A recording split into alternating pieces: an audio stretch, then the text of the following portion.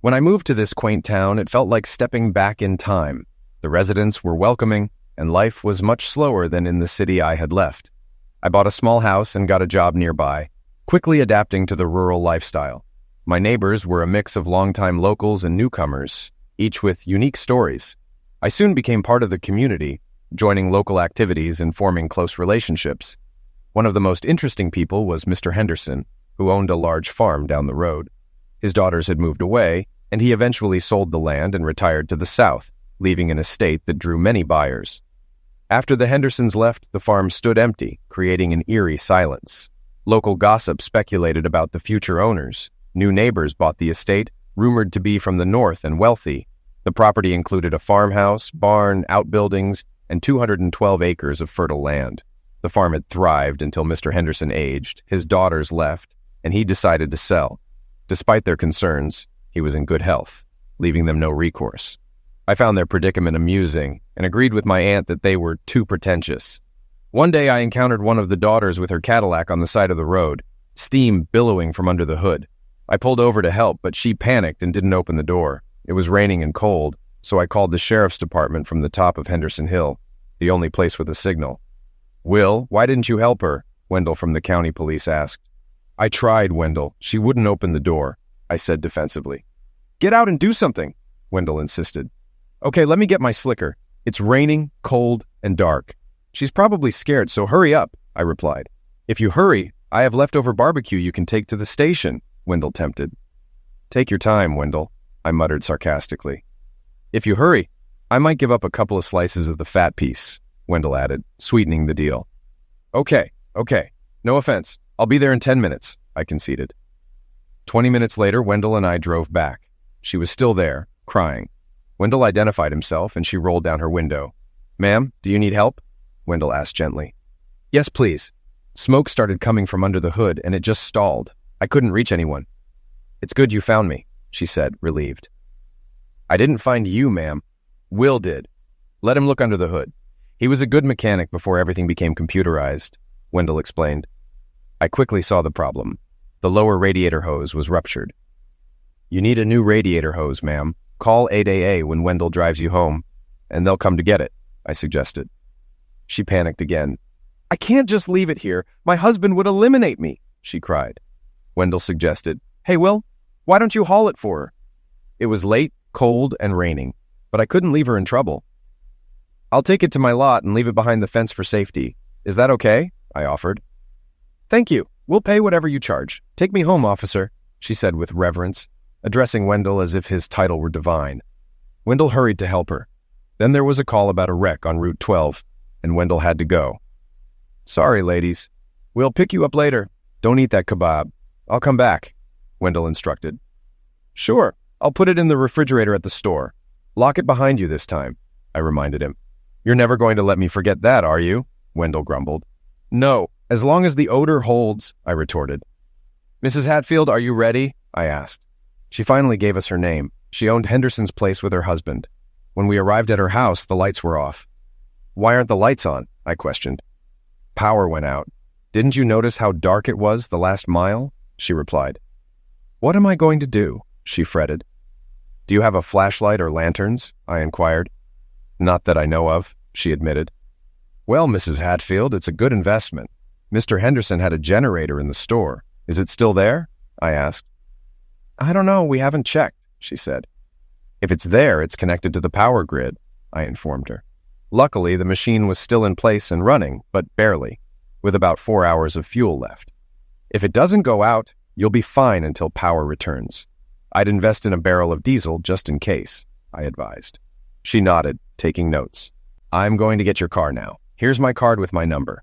If you need anything before your husband returns, call me. Your car will be on my lot. The address is on the card. Good night, Mrs. Hatfield," I said. "I can't thank you enough," Mrs. Hatfield replied gratefully. "Don't worry about it. Good night," I responded. After ensuring she was safe, I called Sherry. "Where have you been? Why didn't you call?" Sherry demanded. "Sorry, babe. The police called. Billy's away, and they asked me to pick up the car. I'll be home in an hour and a half," I explained. "I hope you squeeze the crap out of them for making you work in this weather," Sherry fumed. "I'll get mine. Don't worry," I assured her. It was all about money, but I didn't realize it at first. Her parents were well off, and I thought we were doing fine. A year ago, she started acting like we were living in poverty, and I always wondered why. After picking up the trailer and car, I came home as promised. Sherry had gone to bed, leaving a note that dinner was in the microwave. I had a quick snack and shower and slept until my alarm rang. The next day was sunny and warm, a change from the cold rain. With little to do at the store, I fixed the car by lunchtime. A man in his 40s wearing a suit entered the office. "I'm Bennett Hatfield. I need to arrange to tow my wife's car. Who's the best mechanic in town?" he asked. He spoke to Charlie, my assistant. Charlie pointed at me and walked over, introducing himself. "Will McCoy," I said with a smirk. "Sorry, Mr. Hatfield, we're not laughing at you. Just the Hatfield and McCoy thing," Charlie explained. Hatfield smiled. "I hope we won't be feuding. I left my shooting iron in Philadelphia. I melted mine into a plowshare. How can I help?" I replied. "I need my wife's car towed. Can you recommend someone?" Hatfield asked. "I fixed it this morning. Just needed a new hose and antifreeze.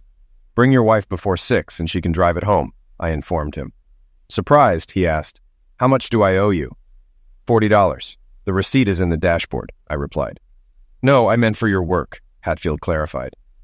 "I can't charge you. We're neighbors. Down here, you don't charge for kindness," I explained. Confused, he nodded, and I elaborated. "If you wanted to rent equipment, I'd charge. If I needed legal advice, you'd charge. But for small favors, it's different." He returned later with his wife, who looked younger and more attractive than expected. She thanked me repeatedly until I asked her to stop. "Call me Angie. We're neighbors." She held out her hand, and I introduced Myra and Charlie. Angie asked for a tour, showing great interest in our equipment and the circus tent castle popular for weddings. Sherry was on edge again, wanting a new car like our neighbor's Cadillac. Her Chevrolet Impala, which she insisted on getting 2 years ago, was no longer satisfactory. I reminded her we couldn't trade it in for 4 years. "This thing is almost worn out with 39,000 miles. I need a new car." "You don't need one. You want one. We can't keep up with the neighbors. He's a lawyer. Your car is fine. If you disagree, buy it yourself without my name on the paperwork." I had her figured out. Her credit was terrible. She defaulted on a car loan and credit card debt while we were dating. I helped with the car but refused to pay her credit card debt. I don't believe in credit cards. They're a trap and a waste. "But you have 2, right?" "Yes, for business. I use American Express when necessary and the other twice a year to keep it active." I made her sign a prenup to exclude my house and business from community property. My parents owned the house and left it to me when they moved to my sister's in California. Sherry assumed we formalized the transfer, but all the paperwork was ready just in case. I started my business by doing subcontract work for builders. Tired of driving 45 miles for equipment, I started my own business. I invested all my profits in new equipment for 3 years and paid my parents back in the 4th year.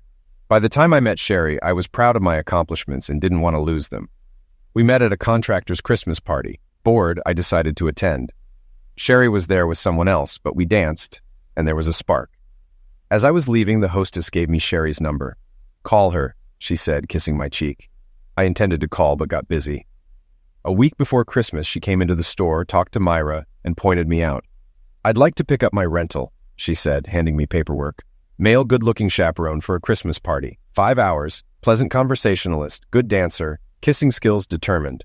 If willing to be trained, delivery to the specified address." I agreed, and we went for coffee. Myra insisted I buy a new suit, so we went to the mall with her husband for entertainment. After trying 8 suits, she declared we had found the one. Then came the shirt, tie, socks, and shoes. "You're not going to pick out my underwear, are you?" I joked. "Dark blue silk boxers," Myra replied. "You want to feel as good as you look. Please remind me to fire you sometime. Only if my severance package includes costume modeling." "If I beg you, will you let us go home?" "Maybe, if you promise to cut your hair tomorrow." Her husband laughed. Feeling stylish, I rented a Cadillac Escalade for the weekend. When I arrived to pick her up, she looked stunning in a shimmering green dress with a high slit and a deep neckline, held in place with double-sided tape. Despite the bold outfit, she looked elegant. At the party, we danced and socialized. She was the hit of the party and always being asked to dance. She was wary, but handled it well. During a slow dance, she grabbed my hand and left an overly touchy partner standing there. "No more slow dancing with anyone but you," she whispered as we walked back to the table. On the way home, she snuggled close and nibbled on my ear. At every stoplight, we kissed until cars honked. Before leaving her house, we steamed up the windows. After 20 minutes, she asked me in for coffee. I sat on the couch while she changed. As I was about to doze off, I heard someone clear their throat and fell off the couch. When she said to get out of the dress, she meant completely. I was speechless. She got nervous when I didn't say anything. Here's the thing. I like you a lot. Normally, I'd send you home tonight. We'd date a dozen times, then have a big night with candles, music, maybe whipped cream and chocolate. But I really like you. So let's say 4 months and put my mattress to the test after 12 hours. I left only to get breakfast. Otherwise, the Escalade didn't move for 2 days. We moved in together after 2 months and married after 7. We planned to spend a few years together before starting a family. She was 25, I was 29. 3 years passed and I started hinting at a family. About a year ago, she became more demanding and materialistic. She decided we needed a new house, despite ours having 4 bedrooms. Then she maxed out a credit card and didn't speak to me for 2 days. When I paid it off and cut her off, she still made decent money but stayed broke. I paid all the bills except groceries, which was her responsibility. Her closet was full of clothes with tags and unworn shoes. The silence after the car episode lasted 5 days. On the 6th day, she came home and found me pulling her clothes out of the closet. She watched silently. I'm not living like this. If I'm living alone, I'll live alone. I called your mother. She agreed to let you stay with her for 2 weeks. We'll find you a place by then. I'll pay the deposit, first 2 months' rent, and set up utilities. You need to learn to budget and live on your own. She passed out. I took off her clothes, laid her on the floor, and wiped her forehead with a cold rag. She woke up surprised. Will, I had the strangest dream. You were kicking me out, but I don't remember why. She saw her clothes in suitcases, then started crying and begging me not to make her leave. Please, please, please. After letting her cry, I told her to wash off her makeup and meet me in the kitchen. She sat down, avoiding my gaze. I'm serious, Sherry. I'm not living like this anymore. The tantrums, the spending, the refusal to talk about starting a family. I don't know you anymore. If you want to leave, say so. If not, things have to change. She admitted she was scared of motherhood, haunted by her childhood. She was the middle of 3 kids, and when her parents separated when she was 12, it affected her deeply. I can still see my mom crying, alone with 3 teenagers. She started drinking and ignored us. My dad moved halfway across the country. I don't want to put a child through that. I took her hand. Darling, I'm sorry you had such a childhood, but I'm not talking about a full house. Just 1. If we want another, we'll wait at least 2 years. But I'll never leave you. I promise. For about 3 weeks, we avoided each other, but gradually returned to normal. She stopped spending and opened a savings account. 3 months later, she showed me the balance. I was amazed. Don't be too proud. It'll be empty soon. I thought she wanted a new car, but she said no. She had another plan. She was buying furniture for the nursery, and I was going to paint it. What? What did you just say? She smiled, the smile women have when they know they've turned your world upside down. We're going to have a son in about 7 months. The nursery needs to be finished, so you'll have to cut back on the store, especially near the end. I never cried in her presence. She told me in my office, fresh from the doctor's, that she had stopped taking her pills to surprise me, and it worked. When I started crying, it scared her. Did I make a mistake? I thought that's what you wanted. She didn't finish before I covered her with kisses. Myra noticed something was up when we came out later. What's going on with you two? You look like someone slapped you, and you both enjoyed it. Myra, can you keep a secret? She nodded, but I knew she'd tell everyone. We're having a baby. 7 months from now, it'll be a boy. Promise me you won't tell anyone. We want to surprise my mom. She muttered an acknowledgement while pulling out her phone. I turned to Sherry. I hope you've already told your mom. She grinned. I checked in here before I arrived. Everyone in town will know by tonight. At lunch, people stopped us to congratulate. When we returned, a banner was hanging over the counter. Congratulations to Will and Sherry. It's a baby. The pregnancy was difficult. After 7 months, Sherry was put on bed rest. Her mother moved in to help. Labor lasted 17 hours before a C-section was performed. Sherry, exhausted, told me never again. I agreed. She had her tubes tied before leaving the hospital. William Bryan Sanford weighed almost 9 pounds and had a full head of black hair, just like me. The nurse said it might change color, but it never did. Becoming a parent is indescribable, beautiful, and terrifying. It's no longer about you. Even when they're grown, your world revolves around them. Spontaneous trips and romantic weekends are replaced by careful planning, even for a grocery store run. Sherry didn't take to motherhood as I expected. She loved Billy but would hand him to me as soon as I got home, calling it baby recovery time. I enjoyed holding him, talking about our future together. He never cried with me, which annoyed Sherry. I'd come home to him crying, but he'd calm down once I picked him up. I took 2 weeks off after Billy was born. When I returned to work, there was a new sign: Sanford and Son Equipment Rentals. No junk. Myra and Charlie grinned, and tears came to my eyes. My screensaver showed a slideshow of Billy, Sherry, and us together. My friendship with the Hatfields grew gradually. One day, Angie wanted to rent a tractor for her garden. I wouldn't rent it to her because she didn't know how to operate it. "Why not?" Angie asked, puzzled. "Tractors can be dangerous if you don't know what you're doing. I don't want that on my conscience. Besides, you have everything you need. Mr. Henderson's Yanmar is perfect for your garden," I explained. "It won't turn on," she replied, frustrated. I knew she'd find someone else if I didn't help. "The battery's probably dead. Tomorrow's Saturday. I'll come by and look at it," I offered. "Oh, I couldn't take you away from your family," Angie protested. "They'll be with me," I assured her. That Saturday, I took Sherry and Billy to Angie's house. Angie cooed over Billy for an hour, holding him the whole time. Sherry was annoyed that Billy was crying, but he stopped when Angie picked him up. I plugged the charger into the tractor while Bennett and I looked for a garden plot. "Are you sure you want her to ride the tractor?" Bennett asked, concerned. "No, but she's determined. Please keep an eye on her and guide her," I replied. We talked while Angie and Sherry made sandwiches and potato salad. We ate and discussed her garden plans. Then we headed to the barn for Angie's first tractor lesson. I showed her the brakes, throttle, hydraulics, and gears. Remember, a tractor won't stall like a car. Release the clutch, and it moves. Starting in high gear can lift the front end, and on a slope, you could flip. Always use a collapsible bar and seatbelt for safety, I instructed. I had her drive in low gear while I walked beside her, giving directions. She practiced using the hydraulic 3-point hitch, and then tried the rotary plow. Always start with equipment attached. If you hit a steep slope, the equipment will keep you from flipping, I advised. She made a few passes with the plow, grinning, while Bennett took pictures. I parked the tractor and pulled the key. "The battery is dead. A friend will install the crossbar and seat belts on Tuesday. Wait until then to drive it," I cautioned. "When?" Angie asked eagerly. "Next Saturday, we'll show you how to use and change the equipment," I replied. We left after hugs and handshakes. On the way home, Sherry was animated. "She has a beautiful house, nothing like Mr. Henderson's. She mentioned a trust fund and still owns a house up north from her grandmother," Sherry remarked. "Good for them. They deserve it," I said. Later, I saw Sherry looking up the value of the paintings she had seen. She was right. Some were worth thousands. Sherry went back to work. She loved her job, and we didn't need her income as much yet. She'd go crazy staying home all day. We had a good time teaching Angie to drive the tractor. Ben learned too, but wasn't as enthusiastic. Angie planted her garden and bought a small cultivator. She cried when she harvested her first string beans. She kept expanding the garden despite my warnings. Ben leaves early and comes home late. I need something to do and have plenty to write about on my blog. She started a popular blog, Gone Country, about her countryside experiences, which was humorous and sometimes serious.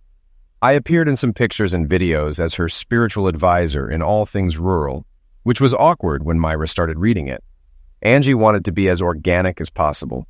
I introduced her to a friend with horses who gave her manure for her garden in exchange for cleaning stalls.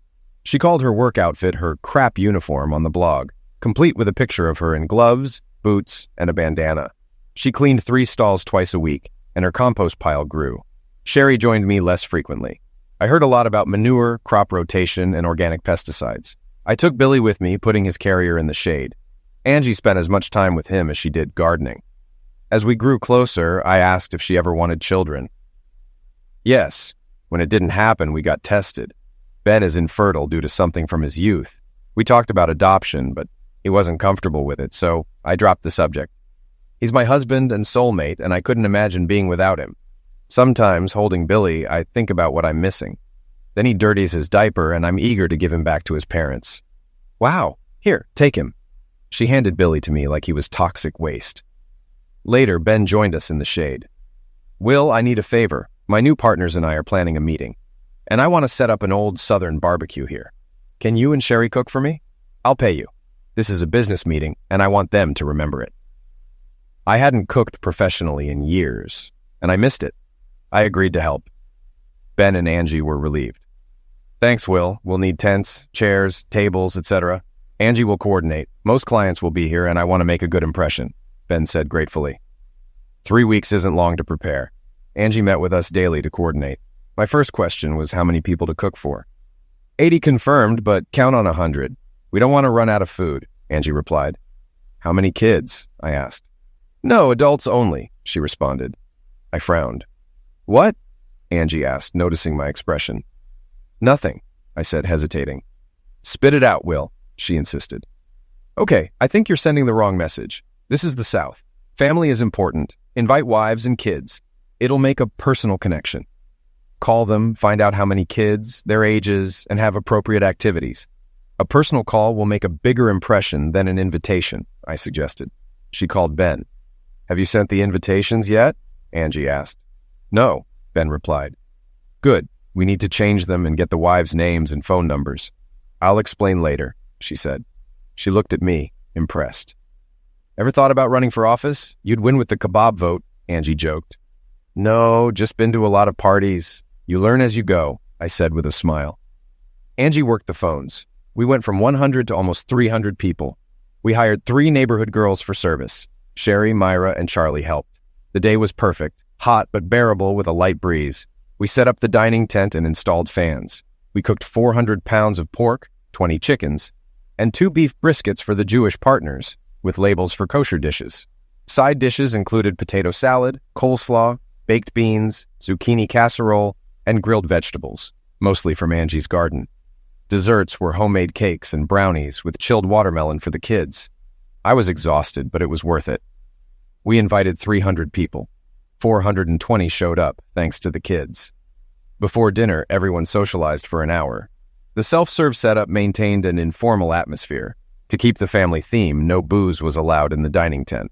We set up a small marquee with 2 kegs and an open bar, but it wasn't opened until an hour after the meal.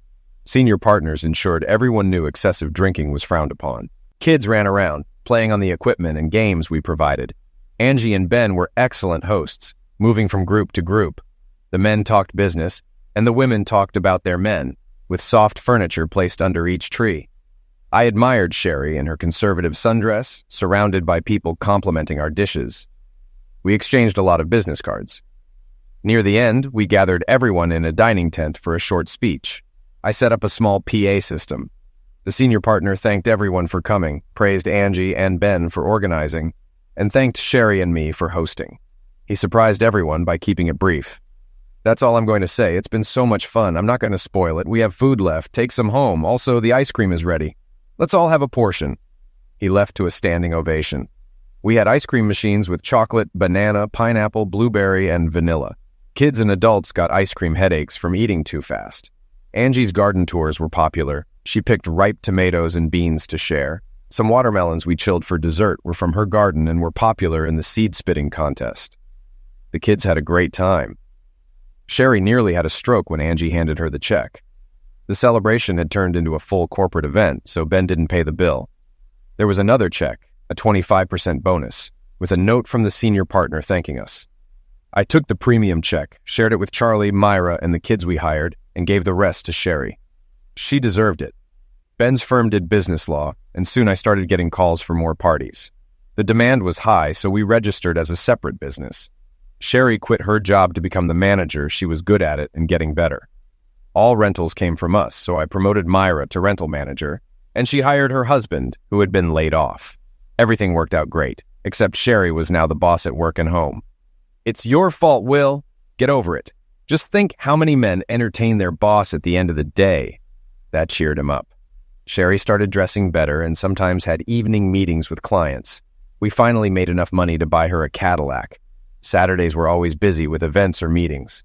Sherry handled the meetings and planning, while I coordinated equipment, staff, and food. We made more money from parties than rentals. We hardly had time for each other, and it reached a breaking point when she started having late meetings. After 3 consecutive late Saturdays, I lost my temper. I won't cook, coordinate, or be there if you have another late meeting. I thought this was a partnership, I said firmly. She shouted, I'm more interested in a husband-wife partnership. Choose what's more important, business or us. I ignored her and went to Billy, who had woken up from her yelling. I carried out my threat. The next month, she had a late meeting on a Sunday, and I refused to help plan, coordinate, or cook for it. The event was a disaster, and the clients were disappointed. On Sunday, she waved a white handkerchief in truce while I was feeding Billy. No, I said firmly. Her eyes widened. I want complete surrender. Meet my conditions or it's over. No negotiations, I declared. I lifted Billy. I'm going to visit Ben and Angie. We'll be back in an hour. Billy loved Angie, and she adored him. She often babysat him. One of his first words was Angie, and she cried when he said it. He was learning to walk, and would run to her as soon as I put him down. Ben wanted to ask about a small race car in one of the barns. Mr. Henderson loved racing and sponsored the car, but the engine was blown. Can it be fixed? Ben asked. No, but it can be rebuilt. Why do you want to do that? I inquired. I'm a huge NASCAR fan. I've always wanted to drive a race car. This would be perfect, Ben explained. How does Angie feel about it? I asked. She's hesitant, but willing to watch one race. I need you to tell her it's safe, Ben said. It's relatively safe.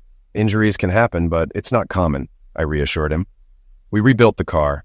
Ben took lessons from older racers and started racing every Friday night at the local dirt track. Sherry and I made up, and one night we went to watch him. It was noisy and dirty, but Ben was enjoying it. Charlie and a few neighborhood kids were his pit crew. Ben was in the lead, but started losing speed and pulled into the pits. He had been fighting the flu and was weakened by the heat. We got him out and gave him fluids. He was disappointed because he was leading in points and needed to finish the race. Charlie spoke up. You know, he can have a substitute if he's ill, Charlie said, looking at me. It won't work, Charlie. The cage is built for his size, and I won't fit, I said. Someone his size or smaller will fit, Charlie insisted. We both looked at Angie. Oh no, I don't know anything about racing, Angie protested. You don't need to race. Just shift gears, stay behind the group, and stay out of the way. He'll get credit for finishing and save points, Charlie explained. Ben listened. Do it, honey. I want that trophy. The cage will protect you. Just be careful, he urged. She stared at him. Give me a helmet. And if I crash? She asked. Not a word, I assured her as we buckled her in. Stay low, keep a steady speed, and they'll leave you alone, I instructed. Are you sure? She looked at me, nervous. No. Then she hit the gas, scattering gravel. The first 15 laps were quiet. The other racers knew to leave her alone, except one. He was behind Ben in points and wanted to knock her out to improve his position. On the next lap, he collided with her, scaring Angie. We heard her yelling into the headset. What the hell is he doing? She screamed. He's trying to knock you out. Next time he jumps at you, hit the brakes, then the gas. He'll run over you, but won't have enough speed to do serious damage.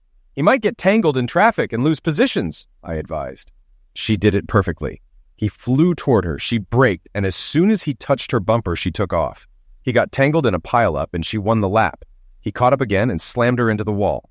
The caution alarm went off, and she pit-caged, looking at the crumpled fender. Can you fix it? She asked urgently.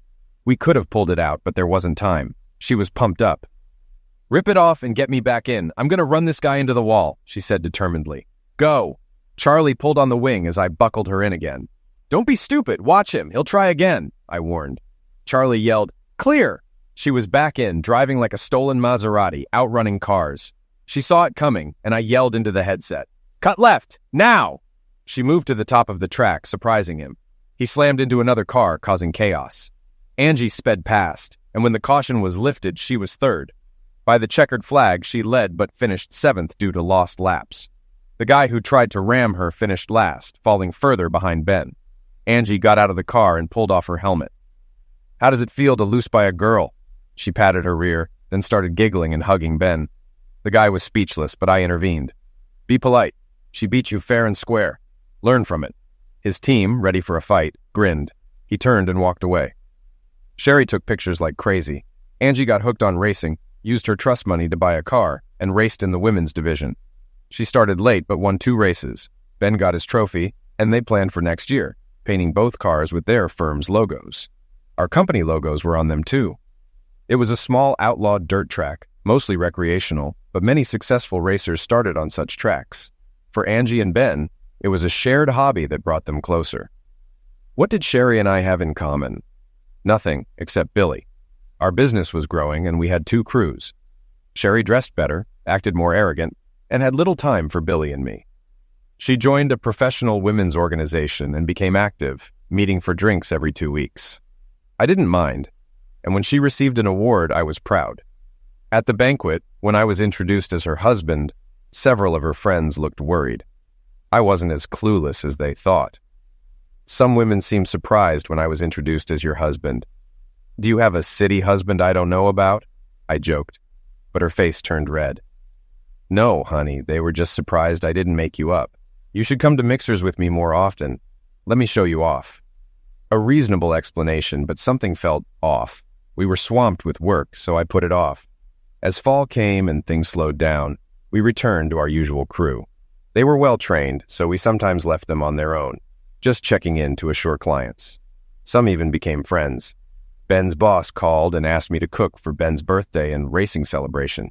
He wanted to show appreciation and let Ben brag about his racing career. He said I was Ben's best friend outside of work and didn't want to offend me by hiring someone else. "How many people?" "About 40. Just as friends.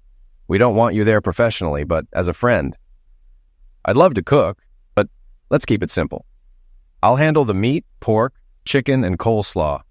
Have the wives prepare desserts and sides. He'll appreciate it more." I told Sherry the date. "I have an event that day. We've signed a contract. I can't." I was annoyed. "They're friends. If they hadn't asked us to throw a party, we wouldn't have this business. It would be insulting if you didn't show up. Just check in, make sure everything's running smoothly, then come back. Think of Angie and Ben." I set up the slabs and drove back to the house. Since our properties were connected, Ben and I built a road through the woods from my patio to his porch using quad bikes. If I saw a pink helmet on the railing, I knew Angie was over. The party was in full swing. Sherry called, saying she was stuck at work but would be there in an hour. We were running low on ice, so I volunteered to get some from my freezer. I had to take Ben's car since mine was locked and it ran out of gas halfway. Walking back, I saw through the patio door blinds a couple getting physical engaged on the couch. Assuming it was neighborhood kids, I was about to call emergency when I recognized Sherry and one of Ben's younger employees. My first impulse was to storm in and strike them, but Ben, a former divorce attorney, had once advised against reacting violently to infidelity as it weakens your bargaining position in a divorce. Shaking with rage, I recalled his advice and hid behind the trees. I called Ben. "Hey, buddy, what's taking so long? Should I send Angie?" "No, I need to ask Angie something." Angie, sober, came on the line. "Angie, I need your help. I saw Sherry at the house with someone else. I want a witness and a divorce lawyer. Can you help?" Angie, in pain, replied, "Stay there. We'll come to you." 20 minutes later, Angie, Ben, and 2 wives arrived. "Are you sure, Will?" I showed them pictures on my phone. One woman spoke up. "I'm a divorce lawyer, Will. A good one. I have a separate practice. My husband suggested it. I can advise you and offer my services if needed." I knew her socially, but not professionally. Angie hugged me and told me to think of Billy. "Thank you, Julie. I'll take both. What do I need to do?" "The hardest thing you can do in this situation is to stay calm. Don't engage them. When we confront them, let me do the talking. Control yourself, Will. It will give you an advantage." She smiled a wolfish smile. "But if he attacks you in front of lawyers, defend yourself." Ben picked up the phone. "They're almost here. Let's go." They set up the whole thing. The senior partner pulled into my driveway for the promised ice. The others waited outside, avoiding the light from the patio door. We heard a knock. "Sherry, are you there? Will send us for ice. We're out." He continued loudly when she didn't open the door. "Well, he did give us a key. Come on, boys. I don't like being in someone else's house when he's not here." Sherry and her lover were gathering clothes when they heard the door open. He ran out to the deck to hide in the dark. When I turned on the light, the look on his face was priceless. 4 cell phones clicked as he stood holding his pants, shorts, and shoes. Sherry had time to dress and saw us on the porch. She screamed and ran out. The senior partner raised his hand. "Not a word. Be in my office at 9 a.m. Monday. Now go." He used all his authority and walked away. Angie and Ben sat next to me, holding my hands. Julie gave me her card, telling me to be at her office at 2 p.m. Monday. Then she hugged me. We returned to the party. I went to avoid staying in the house. Everyone left early, and I spent the night in their guest room, unable to sleep. Angie got me up with Billy. It's impossible to sleep with a 2-year-old. I realized I hadn't thought about how to protect him. Angie picked him up early, telling my mother-in-law I was having too good a time. Angie let Billy feed her breakfast, smearing syrup all over her face. It made us smile when she took him to clean up. Ben said we'd talk when we put him to bed. In the afternoon, we held our first strategy meeting. Angie got to the heart of the matter. Divorce? Angie asked directly. Yes, I see it now. We stopped sharing dreams. She wanted the big city. I'm a country boy. My roots are here, I explained. What about Billy? Angie inquired. I want custody. I think a child would interfere with her lifestyle, I stated firmly. Ben observed. Billy doesn't fit her lifestyle, but he gives her power over you. She might use custody to get a bigger financial settlement. Julie added, we have to keep the negotiations from turning into a war. I didn't see Sherry for 6 days. When I came home, there she was. It took all I had not to throw her out. She saw my eyes and backed away. Please, just let me get my stuff and see Billy. Please, Will. Just for a little while, then I'll leave quietly. You can even take my car keys. I let her play with Billy.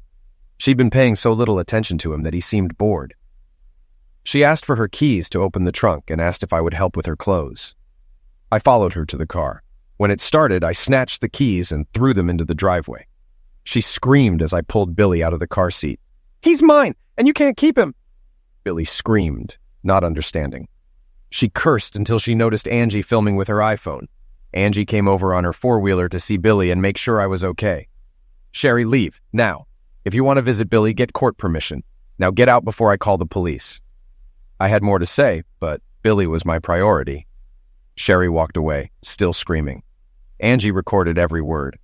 The next day, Julie had the tape and filed for an injunction until Sherry underwent a psychiatric evaluation. She was living with her new lover, who got fired due to the affair. They used polite language, but the message was clear. No references.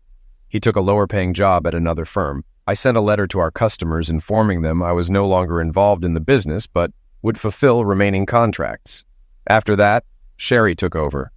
I considered quitting, but Julie advised against it. You have a good reputation, and you might want to come back to this later. Plus, it gives Sherry an income, which could be useful. Sherry got her lawyer, and the negotiations began. She wanted the house, but it was still in my parents' name. She wanted the party equipment, but it was rented from my company as per the prenuptial agreement. She couldn't afford it. Julie froze most of our accounts by agreement, allowing money only for payroll and supplies. Profits after my obligations went into an account controlled by Sherry. It was the fairest arrangement possible. Sherry struggled until Julie and her lawyer convinced her to take the deal. She wanted one last meeting to vent, but I refused. Her lawyer was the 5th lover she had dated in 18 months. All were slick city types, mostly without money. I couldn't say anything without ending with goddamn cow. I stayed polite for Billy's sake. He was turning 3 and didn't miss her much. Sherry got the party and catering business, giving me 1/4 of the profits. I got full custody of Billy, with broad visitation rights for Sherry. No men were allowed around Billy, and she had to follow strict rules. Angie and Ben became my anchors, helping me deal with grief and anger. Sherry's mom babysat Billy under the condition that if she helped Sherry break the custody agreement, all contact with him would cease. Angie, with Ben's blessing, became like a surrogate mother. Ben even had a picture of him, Angie and Billy, on his desk. People thought Billy was his stepson, and he let them think so to appear like a family man to new clients. I surprised Ben by naming him and Angie as Billy's guardians in my will. You're a family man, Ben. You always have been. You have an impressive woman and us. I had never seen a male lawyer cry. It was touching. I dated a few women, but none were long-term partners.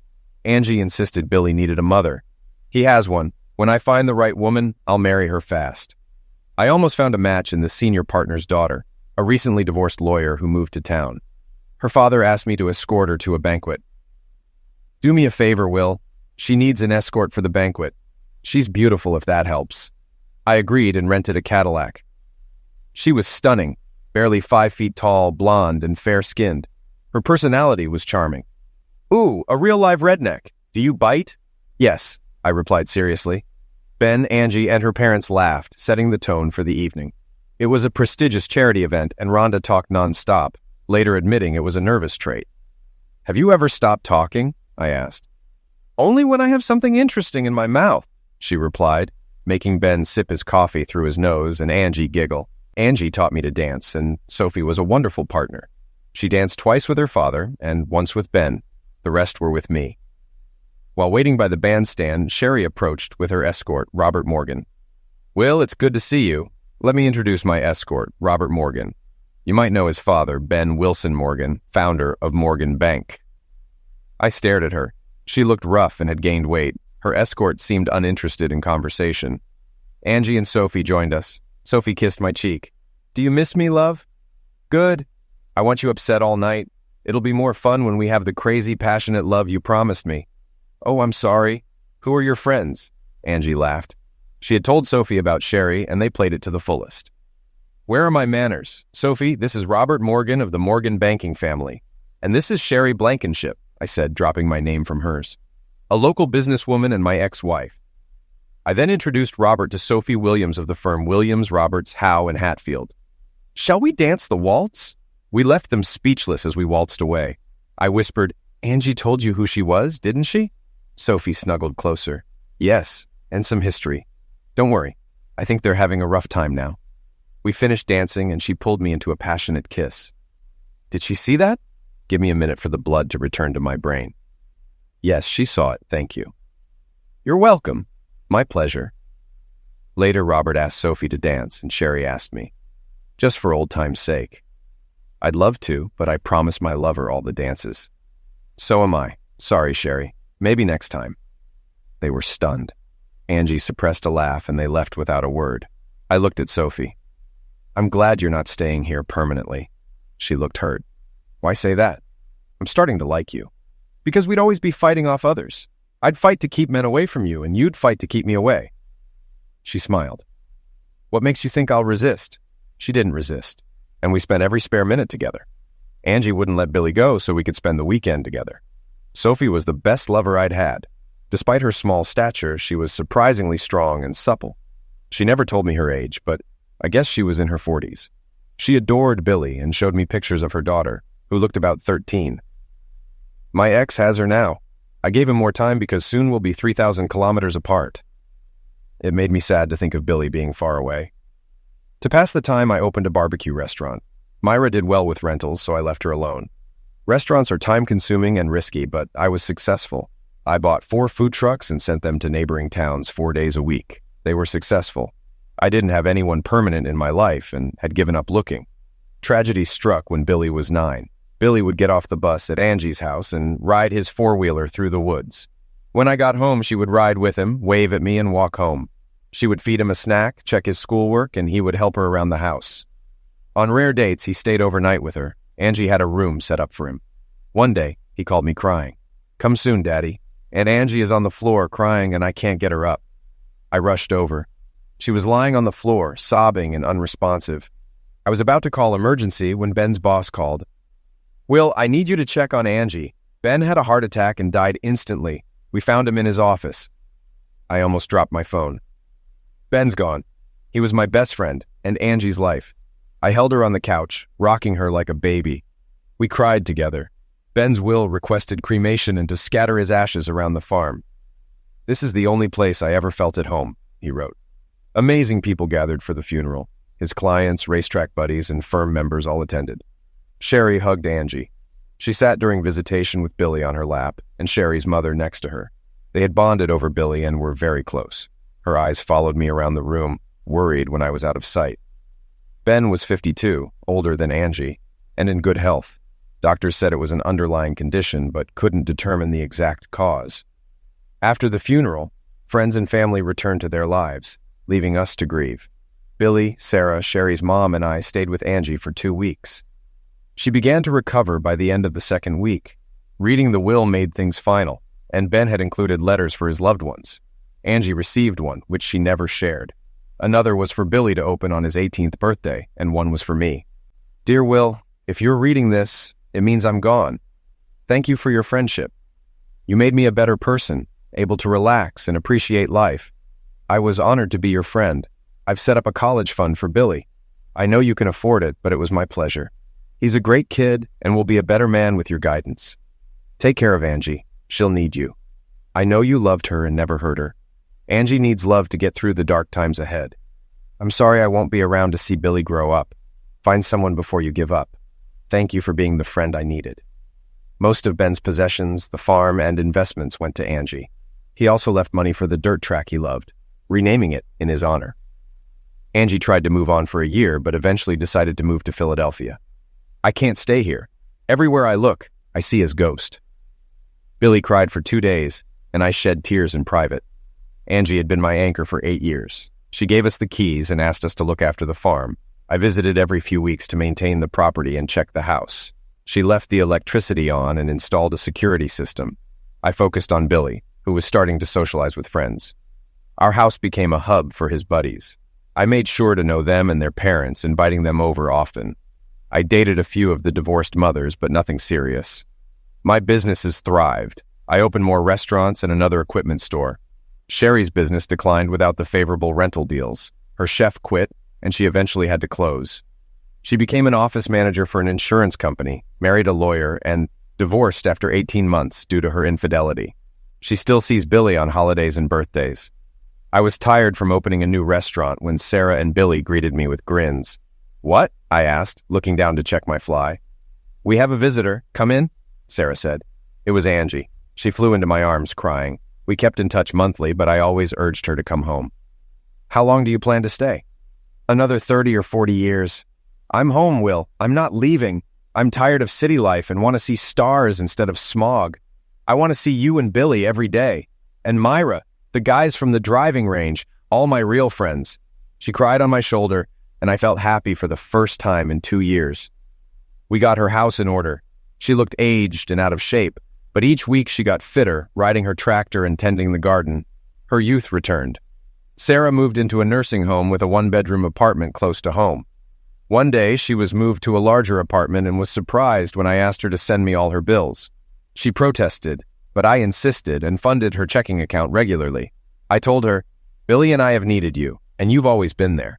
This is payback. You should have a bigger apartment so Billy can spend weekends with you. A happy grandmother is what he needs." End of conversation. We ate together every night. Billy spent time with his buddies either at my house or hers. 3 months passed, and Angie and I started dating. We went to movies, concerts, and even did a little dancing. She visited Ben's old firm and left in tears. They made sure to invite us to all their events. She insisted we were just old friends, but everything fell into place as we sat on the porch swing, watching Billy and his friends ride four-wheelers. It was chilly, so we covered ourselves with a light blanket. I stopped swaying and looked into her eyes. "Marry me." "What?" "Marry me. I've loved you for years. You love me, but you won't admit it. Let's stop playing musical houses and settle down." Tears ran down her cheeks. "But our age. I know you're 50. I'm 43. I don't care. I love you, and I will love you until I die."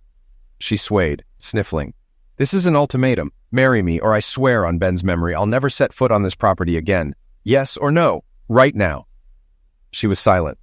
I cried, thinking about what I had lost. I was halfway to the porch when she grabbed me. We rolled down the steps, and Billy rushed toward us. "Angie, are you okay?" "Yes, dear. I just got some good news. Soon I'll officially be your mom. I hope that makes you happy." "You've pretty much always been my mom. Now I can say it out loud. I love you, Mom." The wedding and the party afterward were talked about for years. Myra did her best. We married in the spring, outdoors in a meadow on the farm. The castle tent was our reception area. Most of Ben's old friends from his firm were there. Sophie, visiting her parents, came too. She kissed Angie and told her how lucky she was. I realized I had some explaining to do. The guys at the track restored her car and gave it to her as a wedding gift. The years flew by in happiness and harmony. Billy graduated from college, got married, and he and his wife went into business. We gave them my old house as a wedding present after remodeling it. They gave us 3 grandchildren, and he named his son Bennett. Sometimes Angie lapsed into melancholy, thinking of Ben. On their 50th wedding anniversary, I gave her an oil portrait of Ben by a famous artist. She cried for 2 hours, and then we hung the portrait over the fireplace. It looks solemn, and though my eyes aren't as good as they used to be in the evening, with the fire burning and Angie playing with our youngest granddaughter, I swear he's smiling.